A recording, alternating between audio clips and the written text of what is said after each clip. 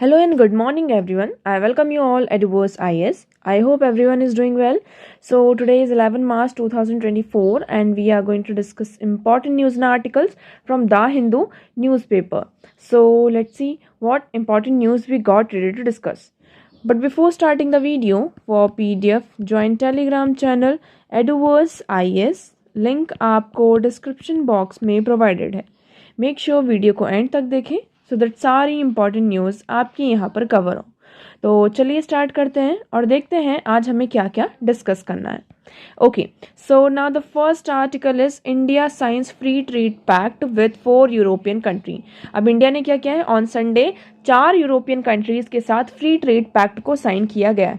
So India signed a free trade agreement with 4 European countries. कौन कौन सी वो कंट्रीज हैं?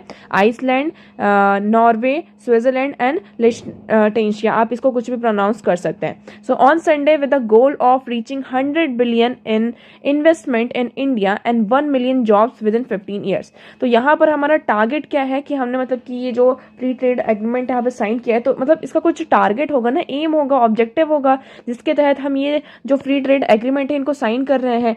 तो इसमें हमारा टारगेट ये है कि इंडिया में जो इन्वेस्टमेंट है वो कहाँ तक पहुंच जाए, इन कंट्रीज के साथ $100 बिलियन तक पहुंचे, और साथ साथ इन विद इन 15 ईयर्स हम यहाँ पर मिलियंस ऑफ जॉब्स को क्या करना चाहते हैं, क्रिएट करना चाहते हैं, और इंडिया का जो मार्केट है इसे यहाँ पर एक्सप्लोर करना चाहते हैं. So the trade and economic partnership agreement, ये जो ट्रेड और इकोनॉमिक पार्टनरशिप एग्रीमेंट है, second such full fledge free trade agreement signed after India agreement with the United Arab Emirate. तो यूएई के साथ हमारा अभी क्या हुआ था, अभी कुछ दिनों पहले अगर आपको याद हो तो यूएई के साथ हमारा फ्री ट्रेड एग्रीमेंट था, और उस फुल ट्रेड एग्रीमेंट के बाद ये आपका सेकंड है, आप कह सकते हैं कि सेकंड टाइम में आपका ये जो फुल फ्लेज जो हमारा फ्री ट्रेड एग्रीमेंट हो रहा है. इससे क्या होगा, ये फ्री ट्रेड एग्रीमेंट से क्या होता है, जो आपका टैरिफ होता है, फॉर एग्जाम्पल हम यहाँ से कोई आइटम को एक्सपोर्ट कर रहे हैं, या फिर वहां से कोई फॉरेन कंट्री से, जैसे आइसलैंड से यहाँ पर कोई भी आइटम आ रहा है, इंपोर्ट कर रहे हैं, तो इसमें जो टैरिफ लगता था, है ना, इसमें जो टैक्सेस वगैरह लगते थे, मार्केट की अच्छे से एक्सेस यहाँ पर नहीं हो पाती थी. तो फ्री ट्रेड एग्रीमेंट से टैरिफ का रिडक्शन होगा, मार्केट एक्सेस होगी, और जो कस्टमर प्रोसीजर है वो भी यहाँ पर पूरी सिंप्लीफाई हो जाएगी. So European Free Trade Association countries which are separated from the European union.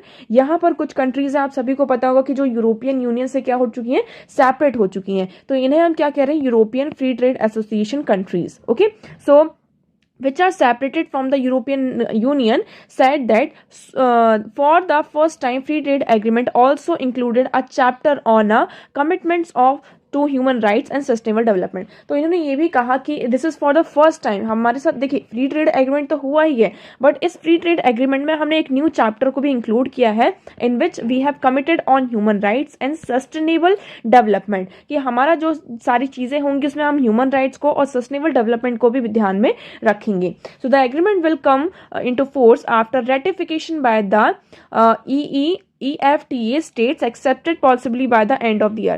अब देखिए ये फ्री ट्रेड एग्रीमेंट साइन तो हो गया है, अब देखिए अभी इसको इम्प्लीमेंट होने में थोड़ा टाइम लगेगा. अभी जितने भी यहाँ पर हम बात करें किसके, यूरोपियन फ्री ट्रेड एसोसिएशन के नेशंस हैं, स्टेट्स हैं, वो इसे क्या करेंगे, रेटिफाई करेंगे. So by the end of the year ये आपका जो फ्री ट्रेड एग्रीमेंट है इन कंट्रीज के साथ यहाँ पर क्लियर हो जाएगा. Okay, so I hope this article is clear to you. Even in the next page, not in the next page, another page, यहाँ पर भी सेम आर्टिकल है, इसमें डिस्कस किया जा रहा है कि 100 बिलियन इन्वेस्टमेंट टारगेट लेड आ ब्रेक थ्रू. तो इसमें हमारा जो टारगेट है, so the European Free Trade Association countries commitment to invest 100 billion and ensure 1 million jobs in India will primarily involve a private sector. तो इसमें ये कहा जा रहा है जो टारगेट दिया जा रहा है 100 बिलियन इन्वेस्टमेंट का और 1 मिलियन जॉब्स का इन इंडिया, ये क्या करेगा, प्राइवेट सेक्टर में आपका इन्वॉल्व होगा. And there is a huge interest in the market here. ये लोग कह रहे हैं यहाँ पर एक्चुअली कि यहाँ पर बहुत बड़ा मार्केट आपको देखने को मिलेगा. ओके, तो मतलब ये यहाँ पर आप देख सकते हैं, छोटा सा इंटरव्यू था. Now, next move करते हैं. So the next article is gig workers suffer from lack of social security regulation study. तो यहाँ पर एक स्टडी की गई है और उस स्टडी से सामने ये नजर आता है कि जो गिग वर्कर्स होते हैं, पहले हम थोड़ा सा डेफिनेशन समझते हैं, व्हाट आर गिग वर्कर्स. तो gig workers are those worker जिसका मतलब कि यहाँ पर जो एक हम नॉर्मल कल्चर की बात करते हैं, आप किसी जगह पे जॉब करते हैं, फॉर एग्जाम्पल आप इस XYZ कंपनी में जॉब करते हैं, तो यहाँ पर आपका क्या होता है, एक बॉस होता है और आप उसके एम्प्लॉयज होते हैं. ठीक है, एक एम्प्लॉयर होता है जो आपको क्या करता है, है जॉब में यहाँ पर रखता है। लेकिन गिग वर्कर्स की बात करते हैं, गिग वर्कर्स में यहाँ पर एम्प्लॉय और एम्प्लॉयज का रिलेशन नहीं होता है, एम्प्लॉय और एम्प्लॉयर का रिलेशन नहीं होता है, ना तो एक आपका कोई बॉस होता है और ना ही यहाँ पर आप उनके एम्प्लॉय होते हैं। इसमें आप फ्री लांसिंग का आपने नाम सुना होगा, फ्रीलांसिंग, ठीक है। तो इस तरीके से यहाँ पर क्या होता है, पूरा काम होता है। सो इसमें मेनली यहाँ पर ये कहा जाता है, देखिए जैसे कि गिग वर्कर्स का आप एग्जांपल ले सकते हैं, आपके जो डिलीवरी बॉयज होते हैं, जोमेटो हुआ आपका, स्विगी हुआ, ओके। सो इसमें यहाँ पे जो डिलीवरी बॉयज होते हैं इनसे क्या करते हैं, ये इनका एग्रीमेंट होता है, कॉन्ट्रैक्ट ये लोग साइन कर देते हैं कि हाँ हम आपके साथ भी काम करेंगे, इनके साथ भी काम करेंगे। तो ये जो गिग वर्कर्स होते हैं इनको सबसे ज़्यादा भी एक स्टडी के सामने ये सामने आया है कि gig workers suffer from lack of social security and regulation. उनके पास सोशल सिक्योरिटी और रेगुलेशन नहीं होती। अब सोशल सिक्योरिटी की बात करते हैं, what are social security.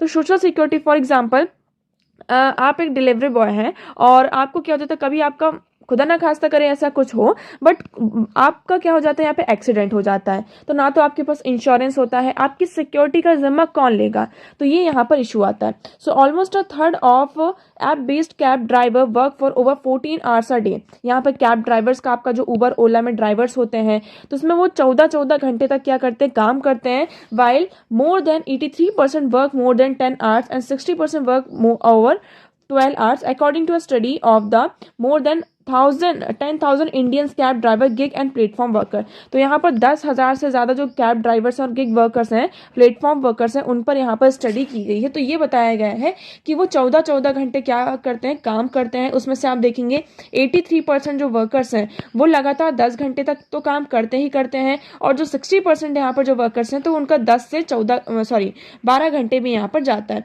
So it is noted that social disparities make the situation worse.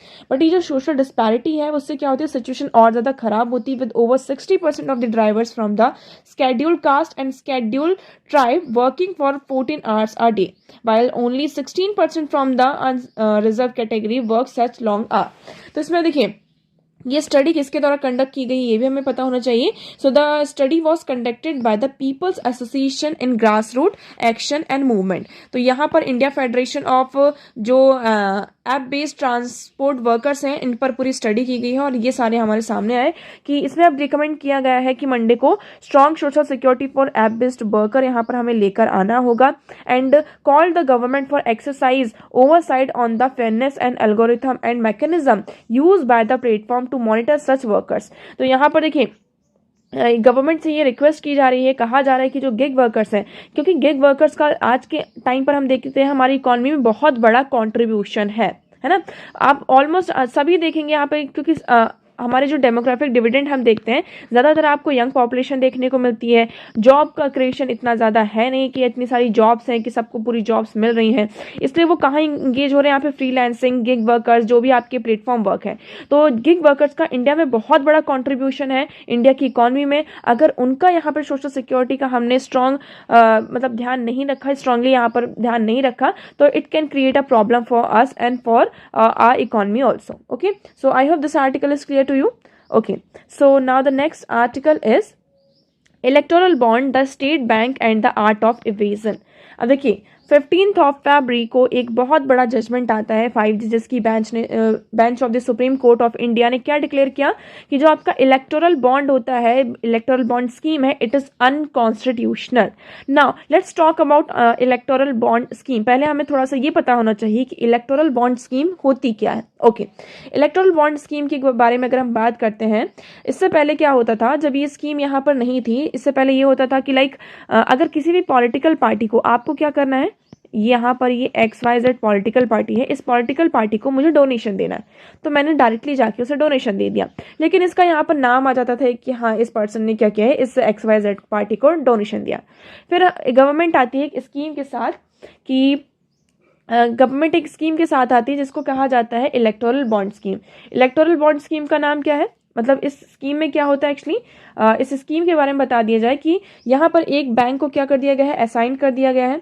ठीक है, यहाँ पर एक बैंक आ गया आपका SBI, हमने किसका नाम लिया, यहाँ पर SBI का नाम लिया। अब SBI क्या करेगी, आपको यहाँ पर इस ABC पर्सन को क्या करना है, किसी भी XYZ पॉलिटिकल पार्टी को यहाँ पर आपका इस XYZ पॉलिटिकल पार्टी को डोनेशन देना है। ओके, तो अभी डोनेशन कैसे देगी? अब ये SBI के पास जाएगी, SBI के पास जाके बोलेगी मुझे XYZ पार्टी को यहाँ पर क्या करना है, डोनेशन देना है। ठीक है, अब डोनेशन देना है। अब ये SBI क्या करेगी, यहाँ पर एक बॉन्ड को यहाँ पर क्या करेगी, इशू करेगी, और ये बॉन्ड इशू होगा यहाँ पर। ठीक है, ये बॉन्ड इशू हो गया। उस बॉन्ड में क्या होगा कि इस XYZ पार्टी को यहाँ पर ये इतने रुपीस दिए जा रहे हैं। अभी बॉन्ड इशू हो गया, लेकिन इसमें जो ABC पर्सन ने क्या किया है, यहाँ पर बॉन्ड परचेस किया है, वो यहाँ पर डोनेशन करना चाह रहा है, उसका नाम यहाँ पर नहीं होगा। ठीक है, तो आप सभी को बता दिया जाए, ये जो स्कीम होती है 2018 में लॉन्च होती है। ओके, तो ये इलेक्टोरल बॉन्ड आपकी जो स्कीम होती है वो 2018 में लॉन्च की जाती है। अब ये जो ABC पर्सन है, ये जाएगा किस XYZ पार्टी के पास, कहेगा ये आपका क्या है, बॉन्ड है। अब विद इन द 15 डेज यहाँ पर उस पार्टी को क्या करवाना होगा, उस बॉन्ड को रिडीम कराना होगा। ठीक है, तभी उसको वो उनसे पैसा मिल पाएगा। लेकिन इसमें प्रॉब्लम क्या आ रही थी? प्रॉब्लम ये आ रही थी कि इसमें देखें, पहली बात तो जो वैलिडिटी थी वो 15 ईयर की थी। एलिजिबिलिटी की बात करते हैं कि किस पार्टी को इलेक्टोरल बॉन्ड दिया जाएगा, तो यहाँ पर मतलब कि हम बात करते हैं जिस पार्टी का 1%, अभी रिसेंट कोई भी जनरल असेंबली इलेक्शन हुआ हो कहीं पर भी, तो उसमें 1% उनका नेशन वाइड क्या होना चाहिए, कंट्रीब्यूशन होना चाहिए वोट में। तो इससे क्या हो रहा था, आपको डिस्क्रिमिनेशन भी देखने को मिल रहा था, जिसके कारण जो रीजनल और स्मॉल छोटी छोटी पॉलिटिकल पार्टी थी वो पीछे छूट रही थी। और ये पैसे यहाँ पर कितने दिए जा रहे हैं, कैसे दिए जा रहे हैं, इसका भी कुछ खुलासा नहीं था, मतलब कि कौन पैसे दे रहा है, कहाँ से दे रहा है। ओके, तो ये सारी चीजें थी जिसके तहत यहाँ पर सुप्रीम कोर्ट ने इस इलेक्टोरल बॉन्ड को यहाँ पर अनकॉन्स्टिट्यूशनल बताया।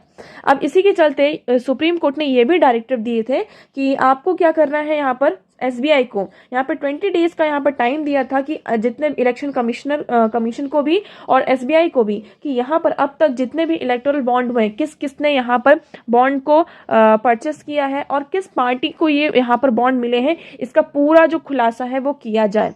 ठीक है, तो इसी के चलते अभी यहाँ पर आप सभी को पता होगा कि बैंक ने क्या किया है, SBI बैंक ने एफिडेविट को फाइल किया। उन्होंने ये कहा कि यहाँ पर कुछ लोगों ने KYC कराया था, कुछ लोगों ने यहाँ पे फिजिकली यहाँ पर डिटेल्स अपनी दी थी परचेसर्स ने, तो इन डिटेल्स को टैली करना है एक दूसरे के साथ।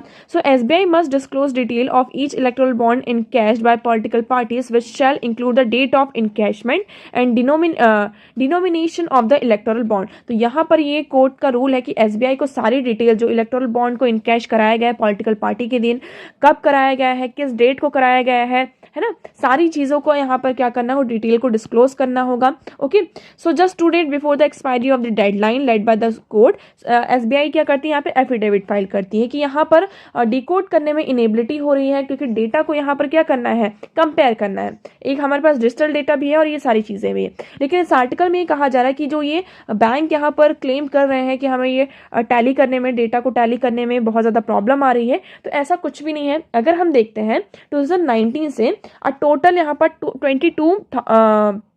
22,217 इलेक्टोरल बॉन्ड्स अब तक यहाँ पर यूज हुए हैं for the various political parties, और उनको सील कवर करके यहाँ पर जो SBI की डेजिग्नेटेड ब्रांच है, कहाँ पर आपकी, मुंबई में, वहां पर डिपॉजिट किया गया है। ओके, सेकंड चीज यहाँ पर हम बात कर रहे हैं जो डोनेशन हुआ है, सारी चीजें हुई हैं, और जो भी यहाँ पर डेटा है, ये भी सारी चीजें कहाँ जा रही है, आपकी एक ही बैंक में, मतलब कि एक ही ब्रांच में जा रही है। देखिए, so it can be noted that the names of all the purchaser of electoral bond and details of the encashment of all bond including the name of the political party redeeming the bond, date and denomination of bond in cash are readily available at a single location. ये सारी चीजें आपको एक single location पर मिल जाएंगी।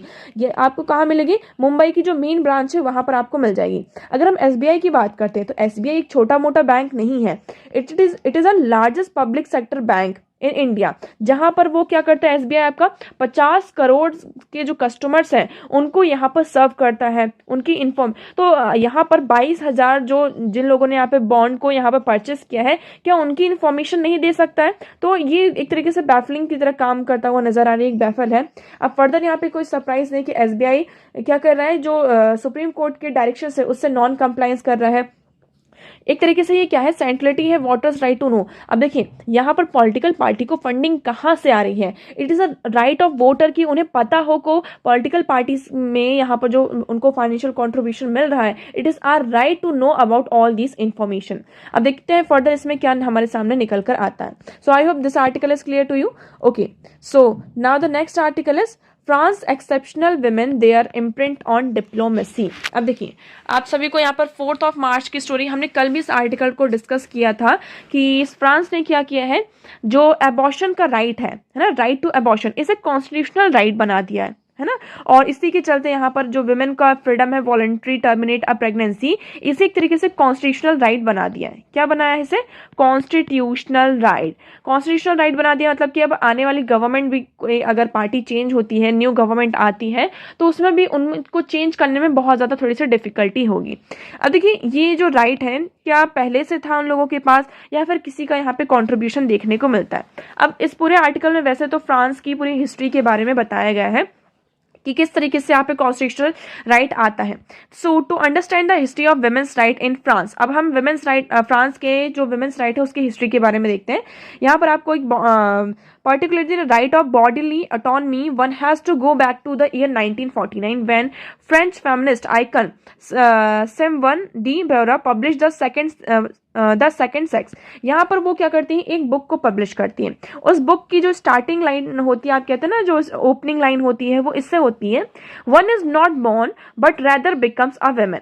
तो इसमें ये कहा जा रहा है कि एक इंसान जन्म नहीं लेता, लेकिन वो क्या बन जाता है, एक औरत जरूर बन जाता है। ठीक है, सो उनका ये जो डेडिकेशन था, पूरा जो चैप्टर था इस बुक में, वो किसके ऊपर था? Section two abortion in the chapter of motherhood, कि एक माँ की लाइफ में अबॉर्शन का कितना बड़ा रोल होता है। तो पूरा उस बुक में उन्होंने इसी के बारे में, यहाँ पे वेरियस थ्योरीज के बारे में वहाँ पर लिखा कि किस तरीके से वुमेन को यहाँ पर reductionist of image as a mother and caretaker बताया गया है, champion of women's right to freedom and choice, कि इतनी सारी चीजें होने के बाद भी वुमेन को यहाँ पर राइट नहीं है फ्रीडम का, ये सारी चीजें हैं।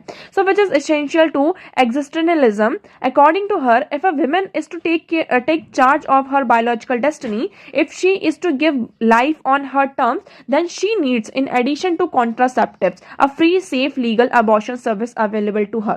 क्योंकि अगर यहाँ पर उनका मानना ये था कि विमेन को क्या होना चाहिए, उनकी जो बायोलॉजिकल डेस्टिनी होती है कि किस बच्चे को जन्म देना है या बच्चे को जन्म नहीं देना है, ये उनका राइट होना चाहिए। और जो बच्चा जन्म ले रहा है वो उनके टर्म्स और कंडीशन पर होना चाहिए, मतलब कि वो बच्चा सेफली यहाँ पर जन्म ले सके। तो इसके लिए क्या चाहिए, उनको कॉन्ट्रासेप्टिव्स चाहिए, फ्री सेफ और लीगल अबॉर्शन की सर्विस यहाँ पर अवेलेबल होनी चाहिए।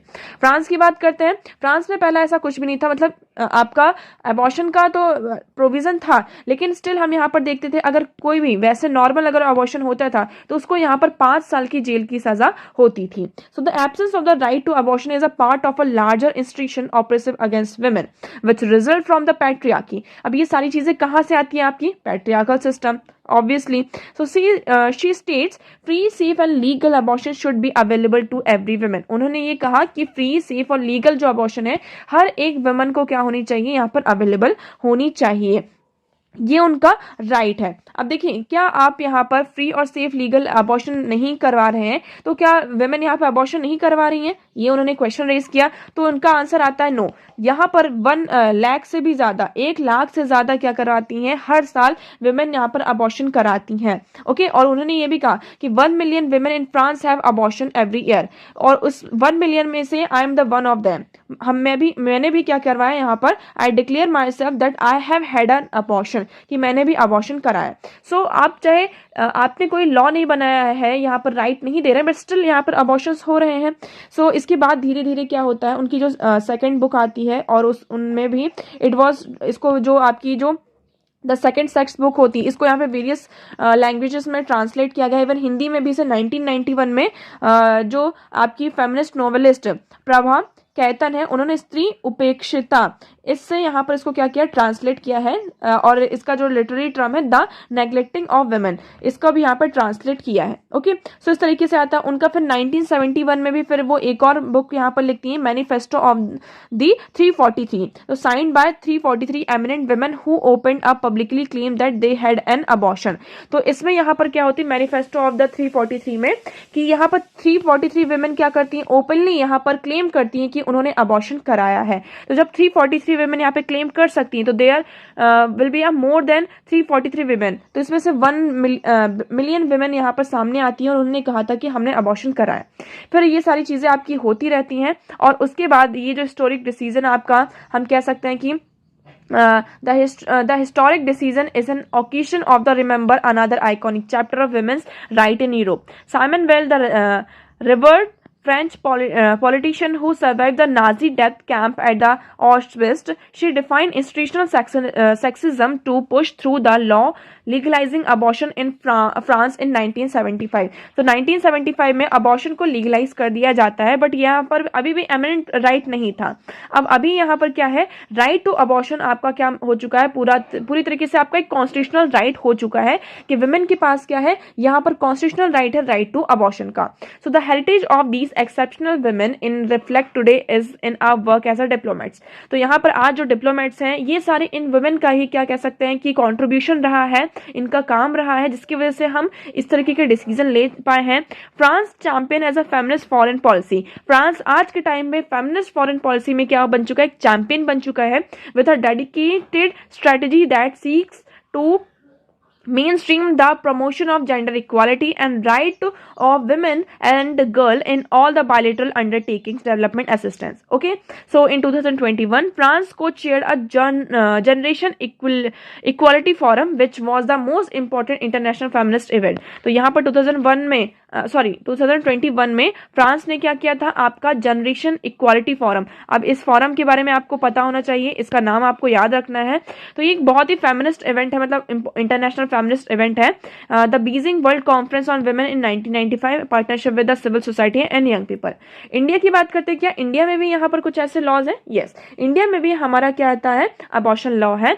और इसके 2021 में हमने इसमें अमेंडमेंट भी किया था. पहले इंडिया में क्या था, 20 वीक्स तक क्या कर सकते थे, अब अबॉर्शन करा सकते थे, लेकिन इसे आप 24 वीक्स कर दिया है. लेकिन 24 वीक्स में आपको जो 2 आपके प्रैक्टिशनर्स हैं, डॉक्टर्स हैं, इनका पूरा सर्टिफिकेट चाहिए होगा. और कुछ ऐसे जो एक्सेप्शनल केसेस हैं जहां पर अबॉर्शन बहुत ही ज्यादा इंपॉर्टेंट है, हमें करवाना ही होगा, कंपलसरी हो जाता है, उस केस में आप अबॉर्शन करा सकते हैं. तो यहां पर हम बात करते हैं जो हमारा sustainable development goal gender equality की बात करते हैं. तो जब तक आप इन्हें यहां पर ऐसे राइट्स नहीं देंगे विमेन को, तब तक हम जेंडर इक्वालिटी को इंश्योर नहीं कर सकते. सो आई hope this article is clear to you. Okay, so now the next article is report turns spotlight on India's zero food children. यहाँ पर एक रिपोर्ट आई है और इस रिपोर्ट के सामने मतलब वेरियस स्टडी की गई है और इस स्टडी में सामने ये आया है कि इंडिया की जो इंडिया कितने नंबर में आता है, 3rd हाईएस्ट परसेंटेज आता है children who do not eat any food for 24 hours. मतलब 24 घंटे तक यहाँ पर बच्चों ने कुछ भी नहीं खाया है. आपके यहाँ पर जो 12 महीने तक के बच्चे होते हैं, 11 से 12 महीने तक के बच्चे, वो सिर्फ माँ का दूध पीकर रहते हैं, थोड़ा बहुत इधर उधर का वो खा लेते हैं. जैसे कि हम जो प्रॉपर फूड की बात करते हैं, तो यहाँ पर हम यू विल सी हियर एक स्टोरी है 26 ईयर ओल्ड डोमेस्टिक हेल्पर की. उन्होंने ये बताया कि she provide her 11 month old boy the nutrition he requires. My child is mainly depend on breast milk. उनका जो माँ का दूध होता है वो उसी पर डिपेंड है. उसको कभी कभी वो पॉलिडेज देती हैं, मतलब दलिया वगैरह देती हैं, बट नॉट एवरी टाइम, क्योंकि उनके पास ना तो पहली बात इतना वो जो बच्चा है पहली बात तो वो हैबिचुअल है, किसका हैबिचुएटेड है, ब्रेस्ट मिल्क का, माँ के दूध का.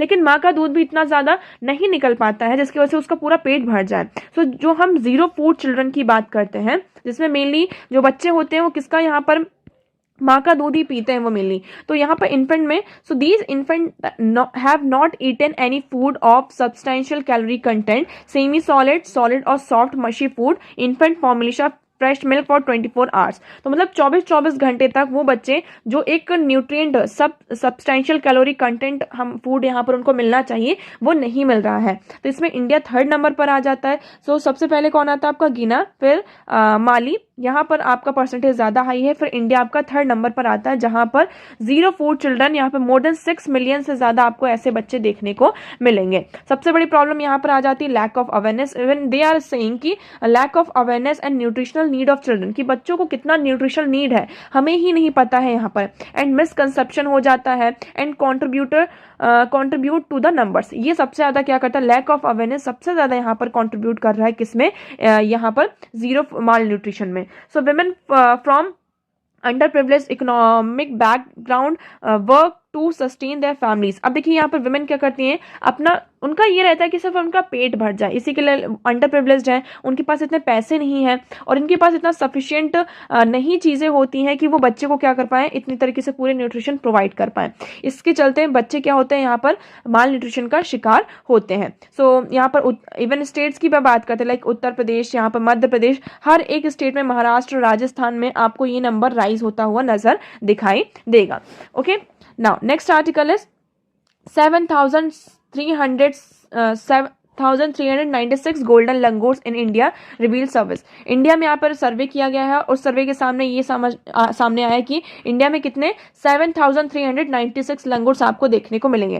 तो ये टोटल यहाँ पे पूरा आपका डिस्ट्रीब्यूशन बताया गया है कि कहाँ पर कितने लंगूर्स हैं। अब हम लंगूर के बारे में यहाँ पर देख लेते हैं कुछ information. So golden langurs are easily recognize by their colour of their fur. आप गोल्डन लंगूर्स को इजिली यहाँ पर रिकॉग्नाइज कर सकते हैं। इनका जो फर का कलर होता है पूरा गोल्डन कलर का होता है ना। ये मेनली फॉरेस्टेड जो हैबिटेट होते हैं आपका सरपांग, जेमगांग, तोरसांग डिस्ट्रिक्ट्स ऑफ भूटान में भी देखने को मिलते हैं, इवन आसाम में भी आपको देखने को मिलेंगे। पहले हम इनका देखते हैं। So it is endemic to western Assam. ये आपके वेस्टर्न आसाम में एंडेमिक है, इंडिया एंड सदर्न भूटान में आपको ये देखने को मिलते हैं। Their habitat is restricted to the region surrounded by 4 geographical landmark, foothills of Bhutan, Manas river, Sankosh river and Brahmaputra river. तो यहाँ तक ही क्या है, ये लिमिटेड है। They are highly dependent on trees living in the upper canopy of the forest. They are also known as a leaf monkeys. इनको हम लीफ मंकीज के नाम से भी क्या करते हैं, जानते हैं। इनका हम स्टेटस देखते हैं। सो ये इंडेंजर्ड की कैटेगरी में आते हैं। कन्वेंशन और international trade in endangered species of wild fauna and flora के अपेंडिक्स 1 में इनका आता है। वाइल्ड लाइफ प्रोटेक्शन एक्ट 1972 के स्केड्यूल 1 में ये आते हैं आपकी। Okay, so in India fragmented and isolated population of this species are distributed. यहाँ पर ये आपकी आसाम डिस्ट्रिक्ट तक में भी आपको मिलती है। तो अभी यहाँ पर ये बताया जा रहा है कि वेस्टर्न पार्ट में इन लंगूर्स का जो नंबर है अभी यहाँ पर बढ़ चुका है, आप यहाँ पर देखेंगे। So the entire distribution range of golden langur covered at the Manas Biosphere Reserve and all fragmented forest in the western part of the Assam। तो मेनली आपको ये मानस बायोस्फीयर रिजर्व और उसके आसपास का जो पूरा एरिया है, रिपुर रिजर्व फॉरेस्ट है, Raimona national park, Chirang national forest, Manas reserve forest, Manas national park, यहाँ पर वेस्टर्न रिवर जो है मानस वेस्टर्न बैंक में आपको ये पूरे लंगूर देखने को मिलेंगे। ओके, सो आई होप आपको ये पूरा आर्टिकल यहाँ पर क्लियर होगा। तो आज के न्यूज़पेपर में इतने इंपॉर्टेंट आर्टिकल्स थे। आई होप आपको सारी चीज़ें यहाँ पर क्लियर होंगी, but still if you have any doubt you can ask in comment section. आज का वीडियो कैसा लगा एक बार कमेंट सेक्शन में ज़रूर बताइएगा। अगर वीडियो पसंद आया हो तो उसे लाइक करना, चैनल को सब्सक्राइब एंड शेयर करना ना भूलें। So that's for all today. Thank you so much for discussion.